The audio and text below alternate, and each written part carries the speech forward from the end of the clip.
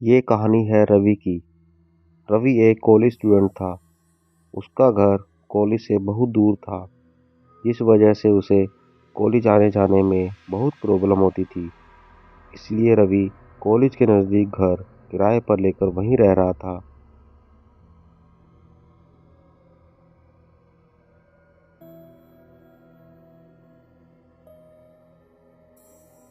रवि अपने परिवार और दोस्तों को बहुत मिस करता था।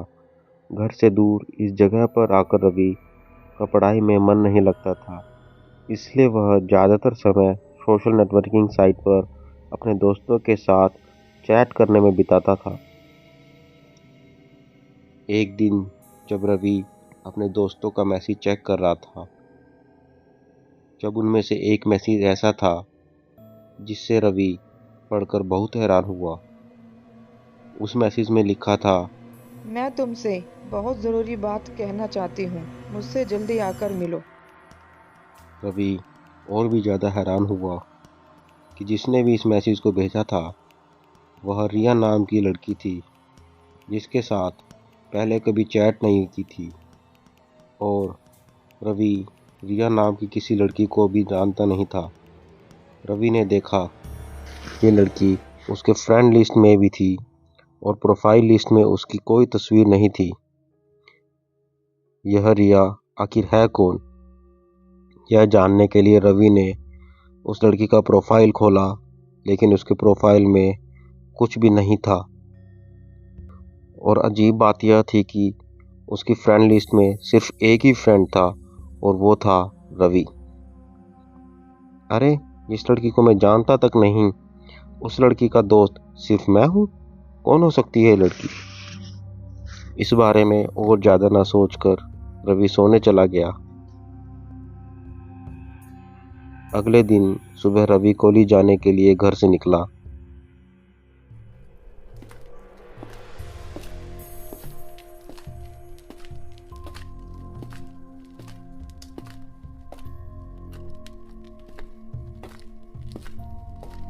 रास्ते पर चलते चलते रवि अपने मोबाइल से दोस्तों के साथ चैटिंग करने लगा।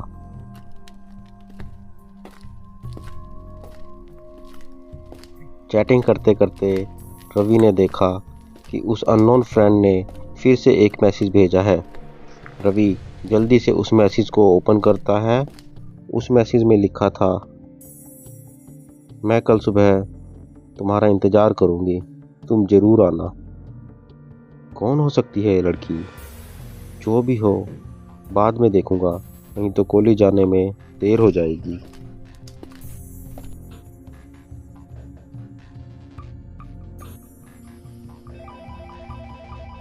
हाँ पापा, बोलिए। हाँ मैं ठीक हूँ। हाँ मैंने खाना खा लिया है। हाँ कॉलेज से लौटते समय एक रेस्टोरेंट से खाना खा लिया था। हाँ ठीक है। गुड नाइट पापा। रवि ने देखा कि मोबाइल की बैटरी पावर बहुत कम है, इसलिए उस मोबाइल को चार्ज होने के लिए रख देता है। रवि उस मैसेज के बारे में सोचने लगा।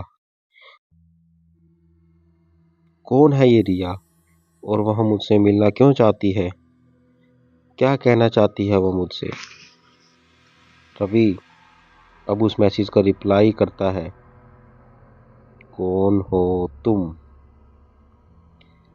रवि वेट कर रहा था रिप्लाई आने का, लेकिन कोई रिप्लाई नहीं आया। रिप्लाई नहीं आ रहा, ये देखकर वह अपने दोस्तों के साथ चैट करने लग गया। ओके फ्रेंड्स, गुड नाइट, मैं सोने जा रहा हूँ। रवि सोने जा रहा था कि उसी वक्त रवि के लैपटॉप पर एक मैसेज आया। अरे, ये तो उसी लड़की का मैसेज आया। तुम्हारे पास वक्त बहुत कम है। तुम कल मुझसे आकर मिलो। तुम कौन हो?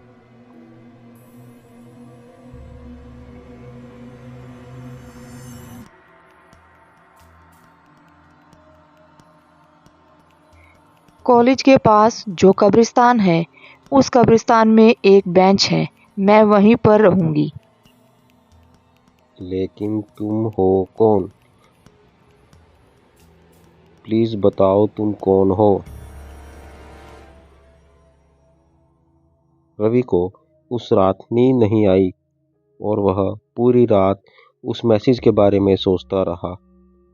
रवि फैसला करता है कि कल सुबह होते ही वह उससे मिलने जाएगा और देखेगा कि वह लड़की है कौन।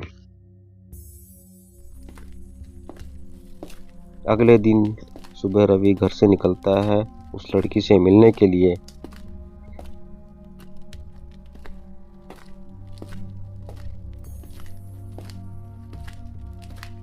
उस लड़की ने तो यहीं पर आने के लिए कहा था। हाँ, वो रहा बेंच पर एक लड़की भी बैठी है। लगता है इसी लड़की ने मैसेज भेजा था। चलो जाकर मिलता हूँ उससे।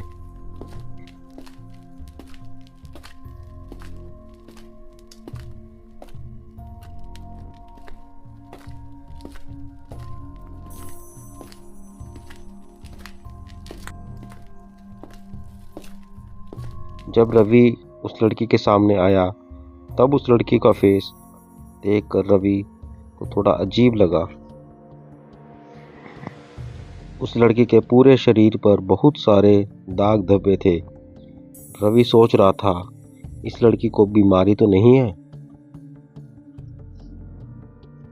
सॉरी, मैंने तुम्हें पहचाना नहीं और तुम मुझसे मिलना क्यों चाहती हो?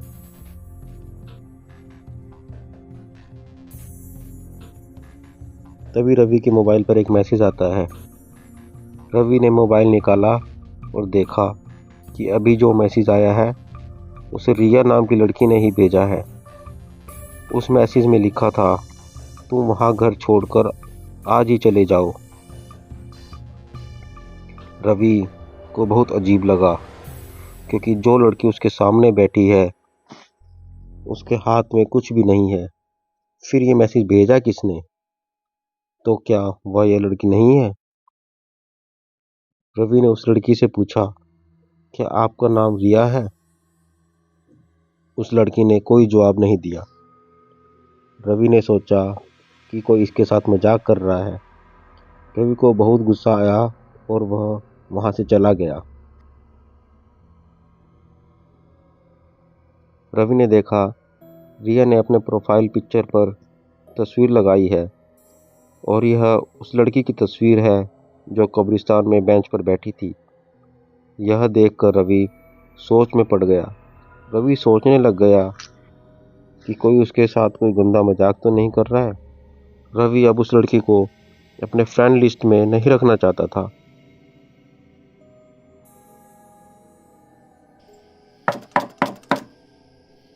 वो उससे अनफ्रेंड करने ही वाला था कि तभी दरवाजे पर कोई आया।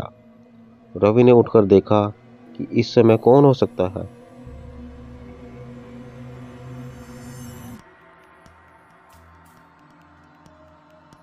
रवि ने जब गेट खोला तो उसने देखा कि बाहर कोई नहीं है।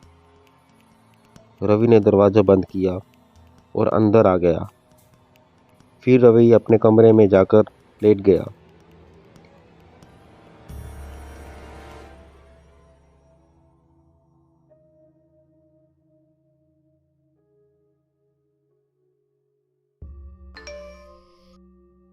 तभी उसके फ़ोन पर मैसेज आया। तुम्हें ये घर छोड़ देना चाहिए था। मैं भी इसी घर में रहती थी।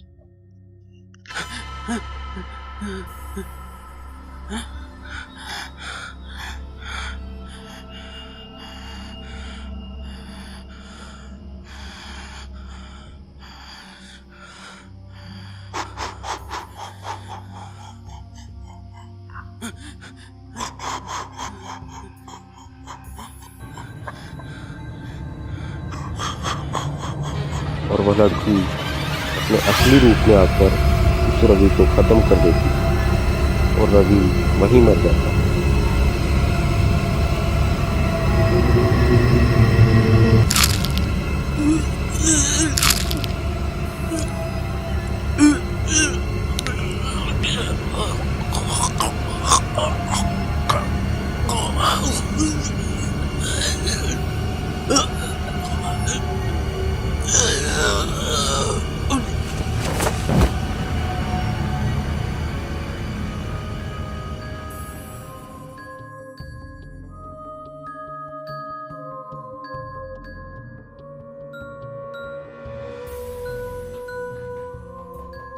फिर उस घर में कभी कोई किराए पर रहने नहीं आया।